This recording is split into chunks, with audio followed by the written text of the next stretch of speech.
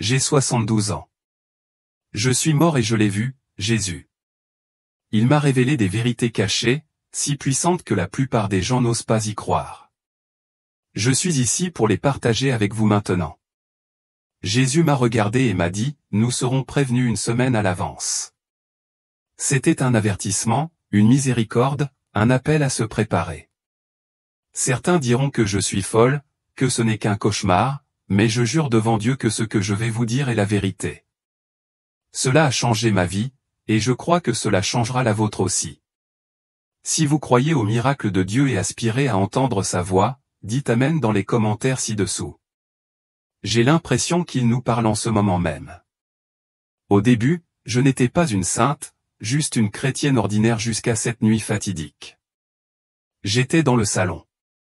Luna, ma chatte grise, était blottie à mes pieds. Je récitais le chapelet. Puis, soudain, une douleur aiguë et lancinante me traversa la poitrine.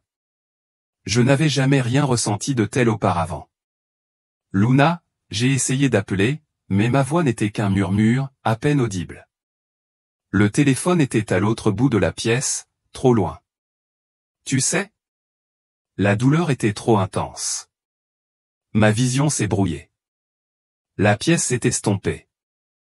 Mais le fait est que ce n'était pas la fin, loin de là. Ce qui s'est passé ensuite n'était ni un rêve ni une illusion. C'était réel, plus réel que tout ce que j'avais connu. C'était comme une légère traction, une impulsion délicate qui me soulevait. Un instant, j'étais haletant sur le sol du salon, et l'instant d'après, je flottais près du plafond. J'ai baissé les yeux, et j'étais là, recroquevillé sur le tapis. Ma poitrine ne me faisait plus mal. Puis quelque chose a changé. Une légère traction, comme une main invisible me guidant, m'arrachant à mon corps. J'étais aspiré dans un tunnel, un tourbillon de lumière. Je ne savais pas où j'allais, mais je n'avais pas peur. C'était familier, comme si on m'appelait chez moi. À mesure que j'approchais du bout du tunnel, la lumière devenait plus intense, et le plus spécial, c'est que je ressentais une présence si réelle, si écrasante. Je ne voyais encore aucun visage, mais je savais qu'il était là. Elma, mon enfant bien-aimé, me dit, tu es là. N'aie pas peur, car tu as été choisi. D'une voix ferme et assurée, elle dit, j'ai un message pour le monde, et tu dois le porter. Dis-le à toutes les âmes qui aspirent à ma lumière, elles auront une semaine d'avance sur nous. Ces mots étaient tonitruants, mais pas terrifiants. Je m'attendais à quelque chose de lourd, vous savez? Un avertissement apocalyptique qui me briserait le cœur. Mais non, cette fois, c'était différent. C'était une promesse, un cadeau enveloppé de miséricorde. Le voilà. Vous pensiez que j'allais parler de feu et de soufre, n'est-ce pas? Mais il nous donne du temps, un avertissement, comme un père qui ne veut pas surprendre son fils. La lumière autour de moi changea, non pas brusquement, mais avec une grâce lente et réfléchie, comme un immense rideau qui se lève pour révéler une scène dont j'ignorais l'existence. Jésus était toujours là, sa présence inébranlable, aussi stable que l'horizon. Pourtant, il y avait quelque chose de nouveau en lui. Il me semblait comme une étoile filante dans une nuit sans lune, un point fixe qui m'attirait vers un lieu que je ne comprenais pas encore. L'air devint plus lourd, plus dense, chargé d'électricité, comme si le ciel lui-même retenait son souffle. Et puis, c'est arrivé. Des images ont envahi mon champ de vision, non pas comme des souvenirs ou des rêves, mais comme des tempêtes vivantes qui s'écrasaient sur moi. Elles ne se contentèrent pas de défiler devant mes yeux, elles me déchirèrent le cœur, je le ressentis. L'angoisse du monde, vive et crue, s'infiltre, comme si chaque blessure, chaque cri, chaque perte était les miens. Mon pouls battait fort à mes oreilles. Ma gorge se serrait. Il ne veut pas seulement que j'entende cela, pensais-je en tremblant. Il veut que je le voie, que je le porte, que je le ressente si profondément que lorsque je parle, mes mots saignent de vérité. Ce n'étaient pas des histoires pour divertir ni des sermons pour apaiser. C'étaient des avertissements, des aperçus pressants et inébranlables d'un monde en train de s'effondrer. Et je savais au fond de moi que je devais vous les rapporter. Le premier aperçu m'a frappé comme une vague. J'ai vu des guerres, des explosions ravageant les rues des villes, des incendies qui se propageaient en rafales embrasant les maisons, le crépitement des coups de feu grondant comme le tonnerre. Mais ce n'était pas seulement la destruction qui me choquait, c'était la haine qui la sous-tendait, épaisse, suffocante, un poison qui se propageait plus vite que les flammes. Des nations entières se sont retournées les unes contre les autres, des voisins se sont lancés des injures par-dessus les clôtures, des familles autrefois unies par l'amour se sont maintenant divisées en étrangers. J'ai vu des mères se lamenter sur les corps sans vie d'enfants qui ne rentreraient jamais chez eux. Des enfants blottis dans l'ombre, se serrant les uns contre les autres pour apaiser leurs tremblements, non pas de froid, mais de peur. Et au-delà des champs de bataille, il y avait des guerres plus silencieuses, celles qu'aucun appareil photo ne capte. Des salles de conseil où l'avidité portait des costumes, des tribunaux où la vérité était vendue aux plus offrants. Au coin des rues, la faim passait inaperçue, tandis que l'argent coulait à flot ailleurs. J'ai vu un homme assis seul, les mains tremblantes, serrant contre lui une vieille photo de sa famille, des visages qui lui souriaient autrefois, désormais à jamais disparus. Puis la vision s'est déplacée vers des bureaux stériles, aux murs tapissés d'écrans affichant des chiffres en vert et en rouge, chaque coche signifiant profit pour certains et famine pour d'autres. Mon cœur s'est serré. J'ai murmuré ces mots, tremblant dans ma poitrine. C'était comme si le monde était une immense tapisserie, et que quelqu'un la déchirait fil par fil jusqu'à ce que rien ne tienne. Avant que je puisse respirer, le décor a de nouveau changé. Et maintenant, c'était la terre elle-même qui criait.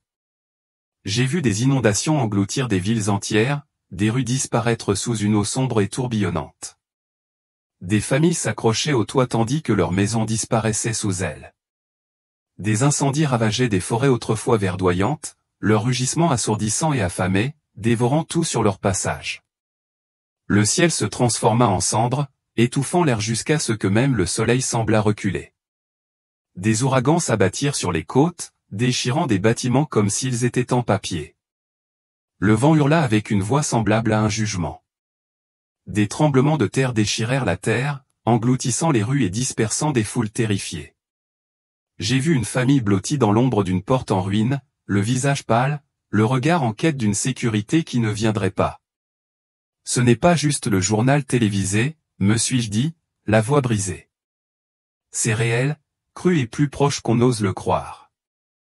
Les cris de ceux qui étaient pris au piège résonnaient dans mon esprit, ils ne s'estompaient pas, mais se confondaient en un terrible chœur de perte, de peur et de désespoir. Et pourtant, il y avait autre chose en dessous, comme le tintement profond d'une cloche. Ce n'était pas un chaos aléatoire, c'était un appel, un réveil qu'on ne pouvait plus ignorer. Mais ensuite, les visions devinrent encore plus sombres. J'ai vu des maladies étranges, rapides et implacables. Ils se sont répandus dans les villes comme des ombres au crépuscule, se glissant sous les portes, avançant à perte de vue. Les hôpitaux ont débordé, leurs couloirs remplis de malades et de mourants. Les gens portaient des masques, non seulement pour se protéger, mais aussi pour cacher leur peur. Des doigts pointés dans toutes les directions. Les accusations étaient jetées comme des pierres, tandis que la vérité était noyée dans le bruit. La peur devint sa propre contagion, plus forte que la maladie elle-même. Les rues étaient vides. Pourtant, l'air était chargé de suspicion. J'ai vu des familles garder leur distance, non pas par obligation, mais parce que la confiance avait été trahie. Les écrans souriaient de mensonges bien ficelés, déformant la réalité jusqu'à ce que personne ne sache plus ce qui était réel. Par une fenêtre, j'ai aperçu une petite fille qui regardait au loin.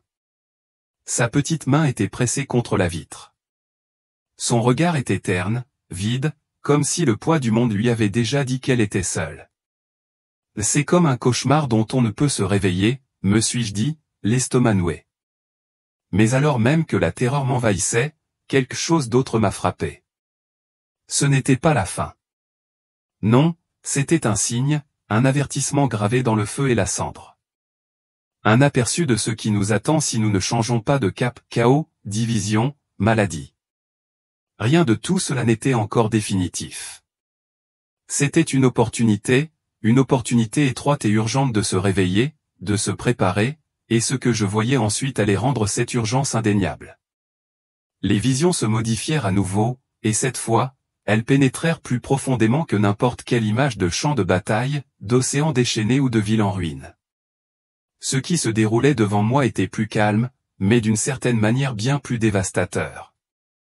J'ai vu des églises, des lieux qui vibraient autrefois de chants, de la chaleur de la communauté et du souffle de la prière, se dresser maintenant comme des coquilles vides.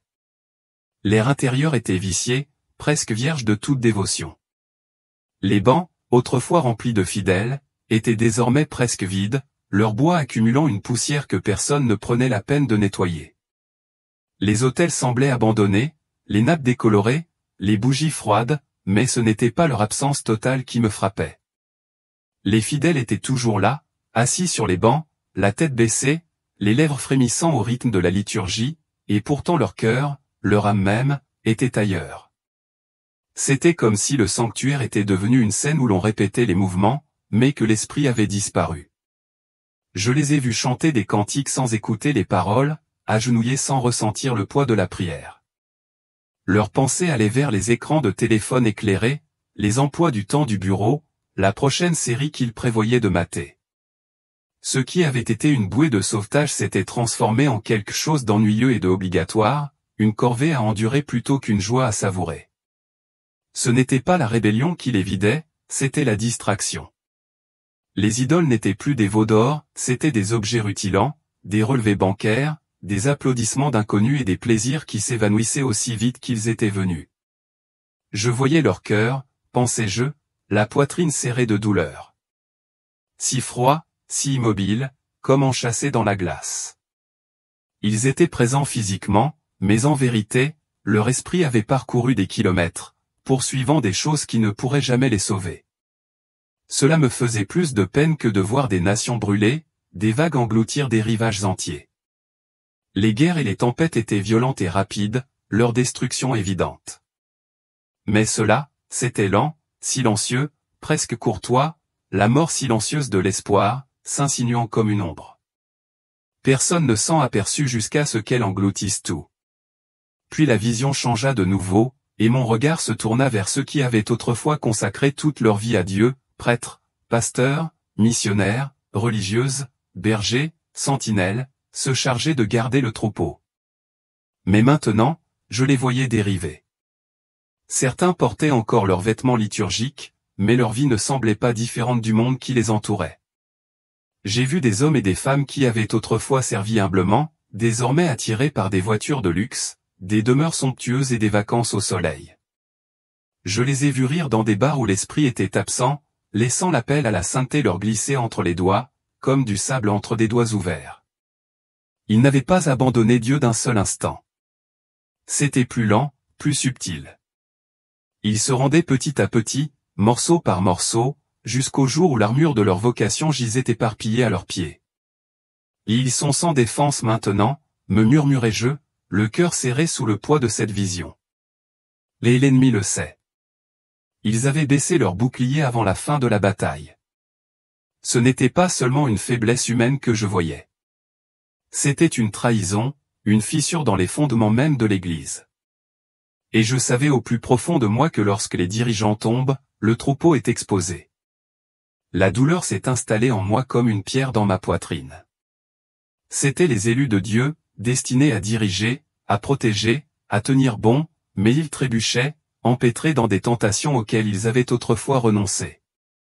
Et à cet instant, l'avenir de la foi semblait aussi fragile qu'une maison bâtie sur le sable, tremblant au premier contact de la marée. Les images se sont à nouveau déplacées. Cette fois, l'accent était mis sur ceux qui essayaient encore de dire la vérité, d'appeler à la repentance, d'implorer un retour à Dieu avant qu'il ne soit trop tard. Je les ai vus élever la voix dans les rues, dans les petites églises, sur les marchés bondés, mais leur voix était couverte. Les rires couvraient leurs avertissements. On les traitait de fanatiques, on les raillait comme de vieilles reliques. Un jeune prédicateur est apparu devant moi, les yeux brillants, la voix tremblante d'impatience, tandis qu'il s'adressait à une foule rassemblée.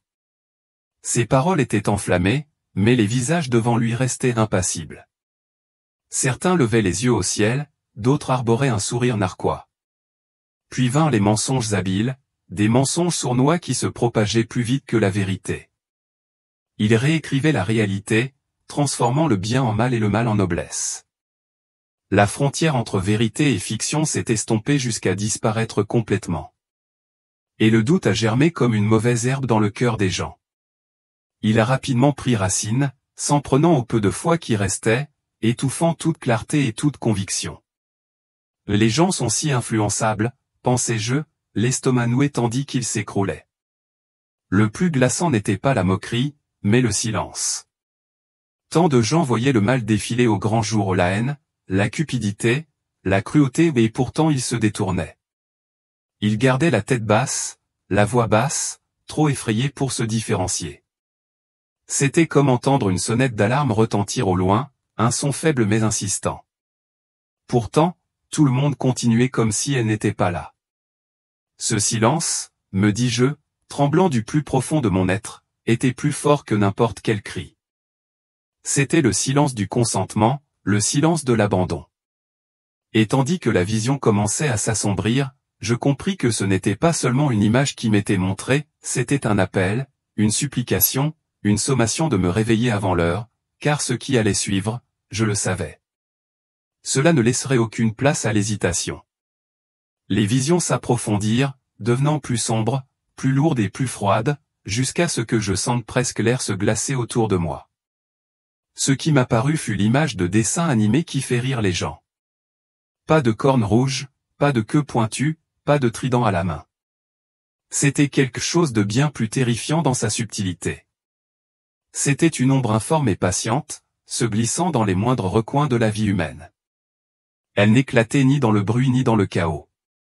Il s'est glissé silencieusement comme une fumée par une fissure si lisse qu'on ne l'aurait peut-être pas remarqué avant qu'il ne soit partout. C'était Satan, agissant non pas avec un rugissement, mais avec un murmure, non pas avec une attaque audacieuse, mais avec une infiltration discrète. Je l'ai vu se déplacer dans les maisons, se glisser inaperçu dans les églises, et même se nicher au plus profond du cœur des gens. Il n'a pas enfoncé de porte. Il s'est glissé par les plus petites ouvertures, paroles impardonnables, orgueil blessé, moments d'insouciance.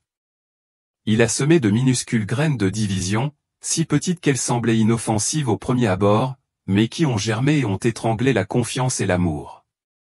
Un mari a crié sur sa femme pour un détail, d'un ton assez tranchant pour blesser. Des amis qui riaient autrefois ensemble se sont brouillés à cause d'une remarque mal interprétée. Des communautés entières ont été brisées par des rancunes si insignifiantes qu'elles n'auraient eu aucune importance dans une autre vie. Mais maintenant, il suppurait jusqu'à déchirer le peuple. C'est comme un serpent, pensais-je, la peau me picotant tandis que l'image s'affinait, rampant là où personne ne peut le voir, mais porteur d'un venin capable de tuer d'une seule morsure. Et ce venin n'était pas le feu et le soufre, c'était le doute. Le doute de l'amour de Dieu, le doute des autres, le doute de sa propre valeur. J'ai vu une femme debout devant le miroir de sa salle de bain. Le visage pâle, les yeux enfoncés. Elle n'était pas physiquement malade. Pourtant, son esprit s'effondrait tandis que l'ombre murmurait que sa foi était absurde, que ses prières ne valaient rien. Petit à petit, sa confiance en Dieu s'effilochait comme un fil tiré d'un vêtement, jusqu'à ce qu'il ne reste que du vide. J'ai ressenti une peur glaciale dans ma poitrine, à l'idée qu'il pouvait si facilement passer inaperçu, détruire des vies sans laisser la moindre trace visible. Puis la vision a changé, et j'ai vu quelque chose d'encore plus dévastateur. Son attaque contre l'amour lui-même ne l'a pas détruit d'un seul coup, elle l'a déformé. L'altruisme s'est transformé en égoïsme. L'humilité en orgueil. La gentillesse est devenue une arme de manipulation. J'ai vu des couples qui s'étaient autrefois tenus la main sous les étoiles, se fusiller du regard avec hostilité à travers la pièce. Leur affection avait laissé place à la suspicion et à la jalousie. Des familles que je reconnaissais. Des familles qui avaient autrefois ri ensemble au dîner du dimanche. Elles étaient maintenant enfouies sous un épais et suffocant brouillard de ressentiment. Parents et enfants se croisaient dans les couloirs sans dire un mot. Leur cœur était enfermé dans des mondes différents. C'était comme si un gel s'était installé sur leur maison, pensais-je, la poitrine douloureuse, gelant lentement tout ce qui était autrefois chaud. Mais cela ne s'arrêta pas là.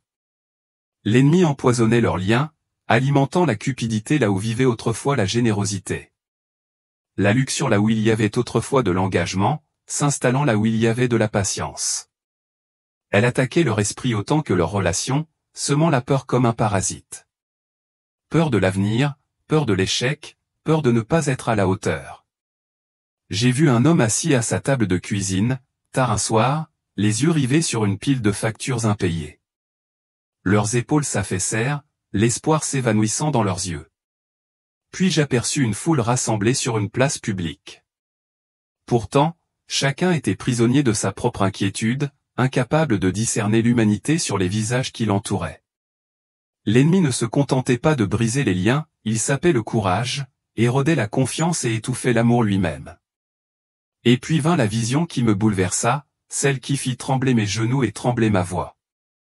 J'ai vu où son regard se posait ensuite, sur les innocents, les enfants, les jeunes. Il ne les attaquait pas avec des flammes ou des crocs. Il utilisait des écrans qui brillaient dans les pièces obscures, une musique qui véhiculait des mensonges, des modes qui se faisaient passer pour des divertissements inoffensifs. Cela s'infiltrait dans leur esprit par le bruit constant, les nourrissant d'idées qui érodaient la vérité de l'intérieur. J'ai vu des enfants si jeunes qu'ils affichaient déjà un regard fatigué, terni par le poids des mensonges sur leur identité et leur véritable valeur. Les adolescents dérivaient tels des navires sans ancre, poursuivant des promesses de gloire, d'attention ou de plaisir qui s'évanouissaient comme un brouillard dès qu'ils les cherchaient. On se moquait de la foi. La sainteté était considérée comme démodée. La pureté était taxée de faiblesse. C'est horrible, murmurai-je, les larmes aux yeux. Elles sont comme des fleurs à peine écloses. Pourtant, elles fanent avant même de voir la lumière du jour. Son attaque était calculée, visant son innocence, son espoir, sa valeur, déformant les valeurs jusqu'à ce que le mal paraisse bien et que le bien paraisse étrange. J'ai vu une fille d'accent grave peine 13 ans naviguer sur son téléphone tard le soir. La lumière de l'écran lui donnait un visage pâle, presque fantomatique. J'étais bombardé de messages si forts et constants que la petite voix de vérité de Dieu se faisait à peine entendre par-dessus le brouhaha. Et à ce moment-là, j'ai réalisé le plus effrayant, on ne voit pas toujours la même chose. On voit les dégâts qu'il laisse derrière lui, les relations brisées, les cœurs brisés, la foi perdue, les yeux vides. Cette absence de lumière était plus terrifiante que n'importe quelle forme monstrueuse. Jésus voulait que j'en sois témoin, que je ressente l'urgence, que je comprenne que l'ennemi ne dort jamais. Le temps pressait, et ce que je vis ensuite me fit douloureusement comprendre que le temps était presque écoulé et que l'avertissement ne pouvait attendre. Après ces visions bouleversantes des guerres déchirant des nations, des incendies ravageant des villes et la vision glaçante d'innombrables âmes perdues dérivant telles des ombres où tout mon être tremblait, comme si le poids de ce que j'avais vu allait m'écraser. Ma poitrine était serrée, ma respiration haletante. Et puis, au milieu de cette lourdeur, il est réapparu. Jésus, sa lumière n'a pas seulement brillé, elle m'a entouré, m'embrassant comme un courant chaud et constant qui a submergé chaque recoin de mon cœur. C'était comme le poids réconfortant d'une main sur mon épaule, une de ces mains qui me disent sans un mot, je suis là. Tu es en sécurité. Au début, il ne parla pas, mais son silence n'était pas vide, il était plein, empreint de paix. Cette paix commença à s'infiltrer en moi, dissolvant la peur qui rongeait mon âme, la remplaçant par une force calme et inébranlable. Et dans ce silence, je compris qu'il ne m'avait pas montré ses visions pour me briser ou me priver d'espoir.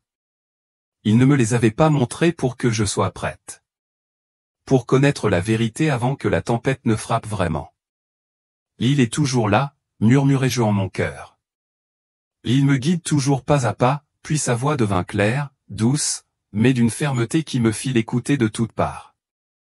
Il est temps, Elma, de te montrer un signe de ma grande miséricorde. L'air autour de nous changeait, comme si la création elle-même s'arrêtait pour écouter. Mon esprit se sentait léger, presque hors de moi, se préparant à quelque chose de différent de tout ce que j'avais vu auparavant. Je savais, sans savoir comment, que ce qui allait arriver serait un cadeau, une ancre à laquelle je pourrais m'accrocher quand le chaos reviendrait. Et alors je m'élèverais non pas en courant, non pas en volant comme dans un rêve, mais en m'élevant toujours plus haut jusqu'à ce que les nuages s'étendent loin en dessous de moi. La terre s'étendait en contrebas, d'une beauté à couper le souffle. Des océans tels de vastes étendues de saphir, des forêts d'un vert émeraude profond, des villes scintillant au loin telles des lucioles éparses. La vision était si pure que la contempler me faisait presque mal. Mais mon regard fut alors attiré vers l'horizon, et je la vis, une immense croix s'étirant dans le ciel. C'était rouge, rouge sang, mais pas terrifiant. Pas le rouge violent de la colère ou de la destruction, mais un pourpre profond et vif qui évoquait l'amour, le sacrifice et la victoire. Ce n'était ni une étoile, ni une comète, rien de naturel. C'était quelque chose de complètement surnaturel, de vivant. Sa lumière semblait pulser comme un battement de cœur, douce et pourtant puissante, impossible à ignorer. J'ai immédiatement su que je n'étais pas le seul à le voir. D'une manière ou d'une autre, dans chaque nation, chaque langue, chaque croyance, des milliards de regards se sont levés vers ce même ciel. Je l'ai vu à travers leurs yeux. Des agriculteurs s'arrêtant en plein mouvement de leurs outils. Des automobilistes s'arrêtant sur le bas-côté, des enfants pointant du doigt, les yeux écarquillés d'étonnement. Dans les déserts, au sommet des montagnes, dans les villes bondées, les gens restaient immobiles. La croix brillait au-dessus de tous, de sa lumière chaleureuse et accueillante, comme un phare appelant les perdus à leur retour. C'est mon cœur qui bat fort, un signe pour le monde entier, indéniable, indéniable, gravé dans les cieux mêmes. Et puis j'ai vu leurs visages, des milliards d'entre eux levant les yeux, certains emplis de peur, d'autres d'émerveillement, mais chacun savait. C'était comme si un interrupteur s'était actionné au plus profond de leur âme. Ils n'avaient pas besoin d'explication. Ce n'était pas la voix d'un homme. C'était la voix de Dieu parlant dans un langage indescriptible. J'ai vu un homme d'affaires en costume impeccable laisser tomber sa serviette et s'agenouiller au milieu d'une place bondée. Une mère serrait son fils contre elle, les larmes aux yeux, murmurant des prières qu'elle n'avait pas osé prononcer depuis des décennies. Jeunes et vieux, riches et pauvres, les gens restaient figés, tremblants, incapables de détacher leur regard de la croix. Et le plus étrange, c'est qu'il n'y eut pas de tonnerre, pas de proclamation tonitruante venant des nuages. La puissance résidait dans son silence. Voilà le mystère, pensais-je, mes propres larmes brouillant la vision. Ce n'est pas bruyant, ce n'est pas effrayant, c'est silencieux, et pourtant cela bouleverse l'âme jusqu'au plus profond d'elle-même. Et puis les gens se mirent à prier bruyamment dans les rues, des inconnus s'embrassant, des murmures de repentance montant comme une marée. C'était plus qu'une vision, c'était une ultime invitation, un ultime appel lancé à chaque cœur, croyant ou non, à revenir avant qu'il ne soit trop tard. Et à cet instant, j'ai compris combien cette heure était proche et combien il restait peu de temps. Cela s'est produit en un clin d'œil. En un instant, la Croix-Rouge a brillé dans le ciel. Sa lumière cramoisie se gravait dans le ciel comme un avertissement d'éternité. L'instant d'après, le monde était englouti. Ce n'était pas la nuit que nous avions connue. Ni l'obscurité silencieuse d'une nuit de campagne, ni les ombres adoucies sous les lampadaires, ni même le plus noir des nuages d'orage. C'était un vide suffocant, impénétrable. Toute source de lumière soleil, lune, étoile, lampe, bougie fut instantanément consumée, ne laissant derrière elle qu'une obscurité écrasante qui me serrait la peau comme un linge froid et humide. Je sentis la température chuter, non seulement autour de moi, mais aussi en moi, comme si la moelle de mes os s'était transformée en glace. Le silence du monde sans lumière fut de courte durée, mais dans ces premiers instants, je portais un poids si lourd que je crus qu'il allait m'écraser la poitrine. Mes yeux étaient grands ouverts, tendus, désespérés, mais ils ne signifiaient rien. Pas de contour, pas d'ombre, pas même la moindre trace de mes propres mains. C'était comme si une main cosmique avait arraché la vue à l'existence. Mon esprit murmurait la seule explication qu'il pouvait saisir. La lumière a disparu au pas caché, disparu. Et avec lui, une once d'espoir sembla s'effacer du cœur humain. Puis vinrent les sons. Non pas les doux sons qui guident dans l'obscurité, mais ceux qui vous serrent l'estomac et vous glacent les veines. De quelque part, proche ou lointain, parvinrent des cris rauques et sans fin. des grognements gutturaux qu'aucun animal ne pouvait émettre, et des rires aigus et moqueurs, déformés en des formes qu'aucune gorge humaine ne pouvait produire. Je n'avais pas besoin de mes yeux pour le savoir. Quelque chose s'était déchaîné. Des démons, sortis des profondeurs de l'enfer, erraient sur terre sous le couvert de cette obscurité absolue. Je savais au plus profond de mon âme que ces 3 jours étaient arrivés, le temps où le mal régnait librement. Sa présence était non seulement terrifiante, mais suffocante. L'air lui-même semblait empoisonné, chargé de malice. Je les sentais non pas toucher mon corps, mais presser mon esprit, cherchant des failles. Et je savais qu'ils ne pouvaient pas toucher ceux qui étaient sous la protection de Dieu, mais ceux qui n'étaient pas préparés étaient des proies. Pour eux, c'était pire que la mort. C'était une terreur qui s'abattait sur l'âme et la vidait. Dans l'ombre, des formes commencèrent à bouger, lueurs d'humanité, mais dénuées de la chaleur et de la dignité que Dieu leur avait donnée. C'étaient des âmes qui s'étaient éloignées de la grâce, prises dans l'emprise des ténèbres qu'elles avaient embrassées. Leur peur était vivante, et tandis que je les observais, elles étaient englouties non par les flammes ou le sang, mais par quelque chose de plus froid. Elles cessèrent tout simplement, dans un effondrement silencieux. Aucun cri ne pouvait durer assez longtemps. Aucune lutte ne pouvait être relâchée. Ce n'était pas du sang, c'était l'élimination d'une âme, l'effacement d'une personne. Et je restais là, le cœur battant, persuadé que c'était la plus grande horreur. Mais soudain, la lumière apparut, de faibles lueurs parsemées dans l'obscurité telles de minuscules braises dorées. Puis j'ai clairement vu leurs maisons enveloppées d'une douce lueur dorée, chaude comme la lumière d'un feu de joie, stable comme une bougie dans un verre. L'obscurité ne pouvait franchir le seuil. Entre ces murs, les gens tremblaient, certes, mais ils n'étaient pas détruits. Leur voix s'élevait dans une prière constante, serrant des chapelets ou des bibles usées. Certains murmuraient des psaumes, d'autres criaient le nom au-dessus de tous les noms. Des bougies brûlaient devant le Sacré-Cœur. De l'eau bénite scintillait sur les encadrements des portes. Du sel béni était répandu sur les seuils. Et j'ai compris que ces actes simples et humbles, les prières, les objets sacrés, l'obéissance à ce que Dieu nous avait déjà dit étaient des murs de lumière que l'obscurité ne pouvait pénétrer. Les armes ne pouvaient pas faire ça. L'argent ne pouvait pas l'acheter. Seule la foi, la vraie foi vivante le pouvait. Ceux qui avaient écouté son avertissement, qui avaient préparé leur cœur plutôt que leur placard, ont tenu bon. Puis les mots me sont venus, non pas prononcés par des lèvres humaines, mais gravés au plus profond de mon esprit. Tu seras prévenu une semaine à l'avance, une promesse, une miséricorde, une dernière chance de te préparer. Les maisons resplendissantes autour de moi étaient la preuve que la puissance de Dieu était intacte, que sa miséricorde était toujours là, même dans les heures les plus sombres. Et à cet instant, j'ai su sans l'ombre d'un doute que l'obscurité serait peut-être absolue, mais qu'elle ne serait jamais définitive. Pas tant que sa lumière persisterait. Après ces 3 jours d'obscurité, des jours où la peur semblait s'insinuer dans l'air, où le chaos s'était déchaîné comme une tempête incontrôlable, Jésus est réapparu.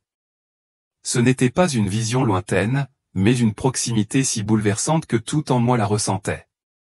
Sa lumière se répandit sur moi, inondant l'obscurité, m'enveloppant comme une douce couverture par une nuit glaciale. Ce n'était pas seulement la lumière, c'était la vie elle-même, se déversant dans chaque ombre.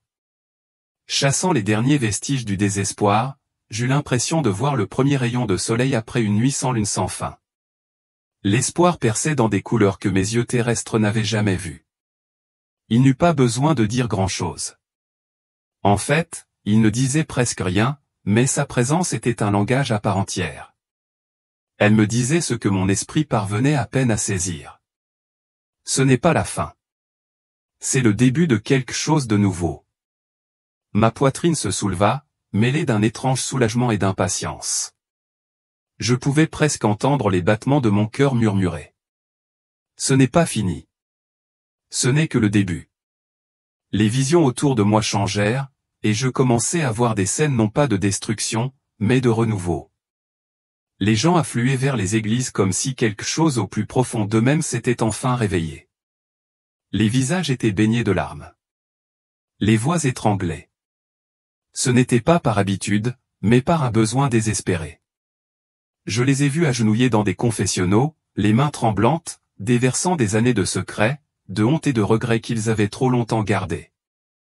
À un moment, j'ai vu un père serrer son fils adulte dans ses bras, deux hommes qui ne s'étaient pas parlé depuis des années, tous deux sanglotants, des mots s'échappant entre eux, des excuses pour un silence qui avait blessé les deux amis, enlacés. De vieilles rancunes se fondant dans le néant. Leurs rires et leurs larmes se mêlaient. C'est comme si leurs âmes étaient libérées, me murmurai-je, ressentant la même libération envahir mon être. La lourdeur passée s'estompa, remplacée par une paix si profonde que j'eus l'impression de respirer pour la première fois. Jésus me montrait quelque chose d'essentiel, le pardon et le repentir n'étaient pas des chaînes, mais des clés, lâcher prise n'était pas une faiblesse, mais la liberté. Et sa miséricorde était la porte par laquelle nous devions tous passer. Puis une autre vision s'est imposée à moi, plus éclatante que la précédente. J'ai vu des rayons de lumière claire et pure émaner de personnes priant avec toute leur force. Ce n'étaient pas les prières distraites et précipitées que j'avais si souvent faites dans ma vie. C'était une prière comme une respiration, urgente, nécessaire, vivante. Certains serraient leur chapelet, leurs doigts bougeant perle après perle, chaque prière tel un battement de cœur.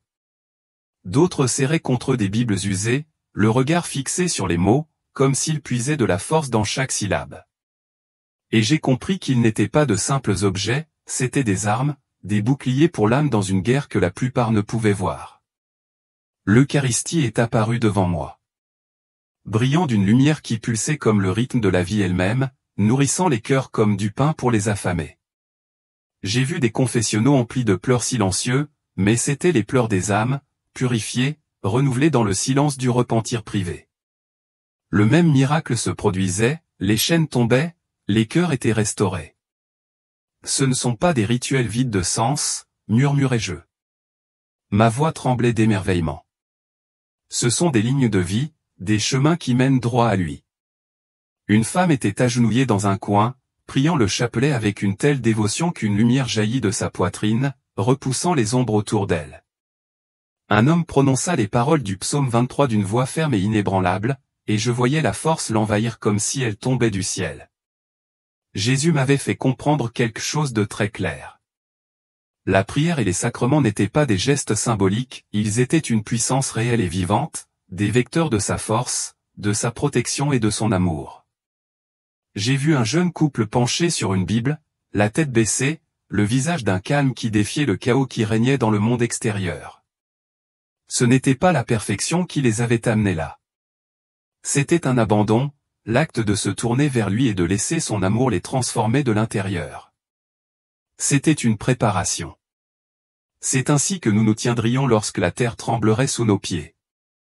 Les visions se transformèrent à nouveau, et je vis maintenant des maisons ordinaires, transformées en forteresses de prière. Une douce lumière dorée scintillait des bougies allumées devant les images du Sacré-Cœur, de la Vierge Marie et de Saint Michel. Ces maisons n'étaient pas seulement un abri. Elles étaient des phares dans l'obscurité, brillant comme des phares dans la tempête.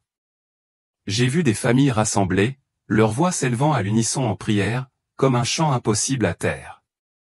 Il ne s'agit pas que de vous, mon cœur l'a compris. Il s'agit de votre famille, de votre foyer. J'ai vu une mère guider ses enfants dans la prière, leurs petites mains jointes, la peur s'effaçant de leurs yeux à chaque mot prononcé. J'ai vu un grand-père, la voix grave et posée, lire la Bible comme pour ancrer la maison entière dans la vérité. De l'eau bénite avait été aspergée sur les pas des portes, des bénédictions avaient été prononcées dans chaque pièce. Et dehors, là où le chaos régnait encore, ces maisons restaient intactes, enveloppées de paix. J'ai réalisé, les larmes aux yeux, la famille et le fondement. Ces prières tissaient un bouclier invisible, chassant la peur et guérissant de vieilles blessures. J'ai vu une famille déchirée par l'amertume se rassembler autour de la table. Leurs mains jointes, leur amour plus fort que les années qui les avaient séparés. C'était une préparation. Il nous appelait à la lumière pour les ténèbres à venir. Un foyer ancré en lui, prêt à affronter toutes les éventualités. Ni dans la panique, ni dans le désespoir, mais dans une foi si inébranlable qu'aucune nuit ne pouvait l'engloutir. Les visions s'intensifièrent, et je le vis, Saint Michel, l'archange, debout, tel un guerrier sculpté dans la lumière. Son épée brûlait d'un feu, non pas de celui qui détruit, mais de celui qui purifie. Il montait la garde aux portes des maisons consacrées à Dieu. Des maisons où les prières s'élevaient comme de l'encens. Il n'était pas seulement une figure sur un tableau d'église. Il était vivant, féroce, invincible. J'entendis le fracas de son épée, un son de justice et de triomphe résonnant dans mon esprit. Des ombres, des êtres sombres et pervers, se lancèrent vers ces maisons, mais Michael les repoussa, leurs épées fendant l'obscurité. Tu n'es pas seul, pensai-je, le cœur battant d'émerveillement. Une armée venue du ciel combat pour ceux qui ont confiance. Ce fut un tournant décisif qui transforma la peur en force. Le chaos qui avait vu la guerre, les ténèbres et le désespoir ne pouvaient atteindre ceux qui étaient sous sa protection. À Heartland, dans le Tennessee, j'avais prié à ma fenêtre, sans jamais imaginer des anges si réels, si puissants, montant la garde. C'était l'espoir, un bouclier qu'aucun mal ne pouvait briser. Avec la lumière intense de Michael, j'ai ressenti une présence plus douce, plus tendre, plus chaleureuse, comme le contact d'une mère. C'était la Vierge Marie. Elle ne parlait pas, mais je la voyais étendre un manteau bleu profond sur ceux qui priaient, ceux qui essayaient de vivre correctement. Son manteau était comme une couverture, les protégeant de l'obscurité froide et suffocante que j'avais déjà vue. Son amour les enveloppait, un réconfort si profond qu'il dissipait toute peur. J'ai vu une famille blottie en prière, leurs visages apaisés sous son manteau. C'est comme un enfant tenu par sa mère dans la tempête, ai-je pensé, les larmes aux yeux. Toute inquiétude s'est envolée. Pour tant de chrétiens, surtout les catholiques, sa présence est une bouée de sauvetage, un rappel de l'attention d'une mère dans ma petite maison du Tennessee. J'avais prié le chapelet, mais la voir ainsi, son amour si réel, si protecteur, a rempli mon cœur de gratitude. Elle n'était pas qu'une statue. Elle était là, veillant sur ses enfants, tenant les ténèbres à distance par son amour silencieux et inébranlable. Puis Jésus m'a révélé la vérité derrière tout cela. Cette protection, l'épée de Michel, le manteau de Marie, ne provenaient pas du pouvoir temporel ni de la perfection. Elle provenait d'une foi simple, d'un cœur humble, d'une âme qui se tournait sans cesse vers Dieu, actuelle, ordinaire comme moi, priant chez eux, sans être parfaite, mais en essayant. Il trébuchait, il doutait, mais il continuait à le chercher. Voici la révélation, pensais-je. Ma voix douce. Pas besoin d'être un saint, il suffit d'être son enfant qui aspire à lui. Une femme serrait sa Bible, les mains tremblantes, mais le cœur ouvert. Un homme murmura une prière, la voix tremblante, mais sincère. Leur foi, aussi petite qu'un grain de moutarde, était suffisante. C'était leur bouclier, leur force. Les ténèbres ne pouvaient les atteindre, non pas parce qu'ils étaient parfaits, mais parce qu'ils avaient confiance.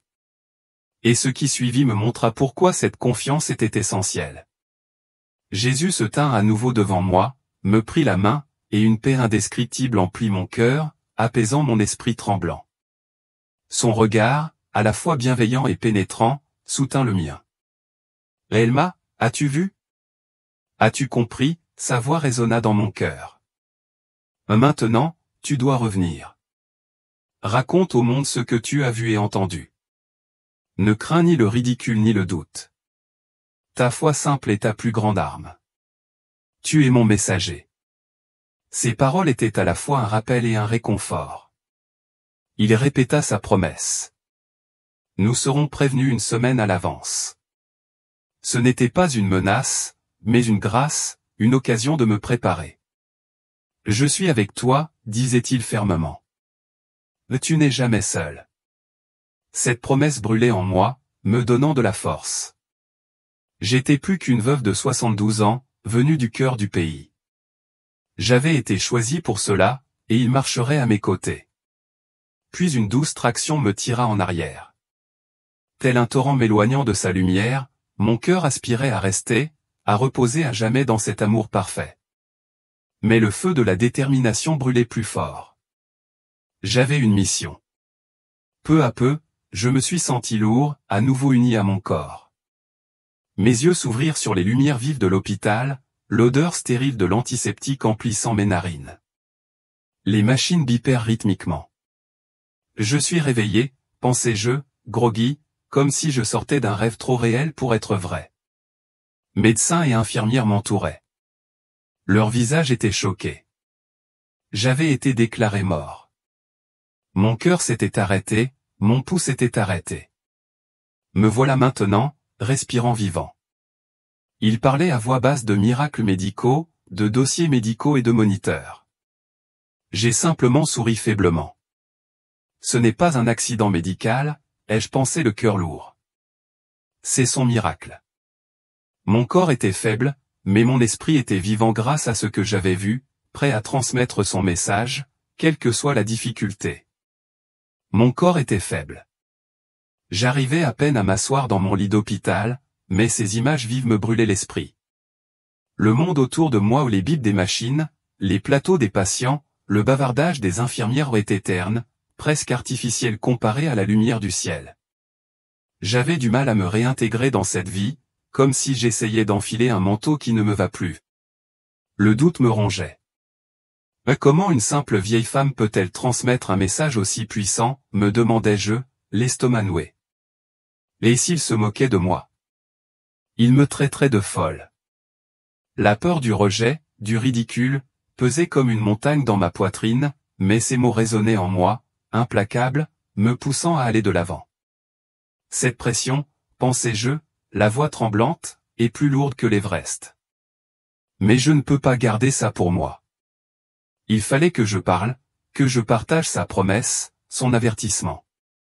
Le monde avait besoin de savoir, et j'étais celle qui avait été choisie pour la raconter. C'est mon histoire. Une histoire que je n'aurais jamais cru vivre, et encore moins raconter. Elle a tout changé. Comment je vois le monde, comment je me vois. Les visions de guerre, de cœur froid, d'obscurité sont assurément terrifiantes. Mais ce que je veux que vous reteniez, ce n'est pas la peur, c'est sa miséricorde, c'est sa promesse. Nous serons prévenus une semaine à l'avance, non pas une menace, mais un cadeau. Un cadeau de celui qui vous aime plus que la vie elle-même. Qui veut que tu te prépares? Que tu reviennes, que tu trouves la paix? Je ne suis qu'une vieille femme, mais il m'a choisi pour être témoin de cela, pour ressentir son amour, pour porter son message. Ce n'est pas le chaos qui arrive. C'est l'occasion d'être prête, de te reposer dans ses bras. Tu n'es pas seul dans ce voyage. Où que vous soyez, quelle que soit votre situation, l'amour de Dieu vous attend. Ses bras sont ouverts, comme il l'était pour moi. Une personne sans importance, une veuve de 72 ans sans rien de spécial à offrir. Soyez courageux dans votre cheminement. Cherchez-le dans le silence, dans la prière, dans les pages de votre Bible, dans votre famille d'église. Sa paix est là, prête à vous soutenir. Que ces mots soient un murmure d'espoir, et non un écho de peur. Qu'ils soient un phare pour vous guider dans les jours à venir. N'hésitez pas. Le moment est venu. Si mon histoire éveille en vous quelque chose, si vous ressentez son appel au plus profond de vous, abonnez-vous à cette chaîne. C'est ici que vous parviennent les messages de Dieu, du ciel et les avertissements venus de l'abîme. Rejoignez-moi, Elma et d'autres pour continuer à répandre cette lumière. Restez pour d'autres témoignages. Que Dieu vous bénisse. Amen. M.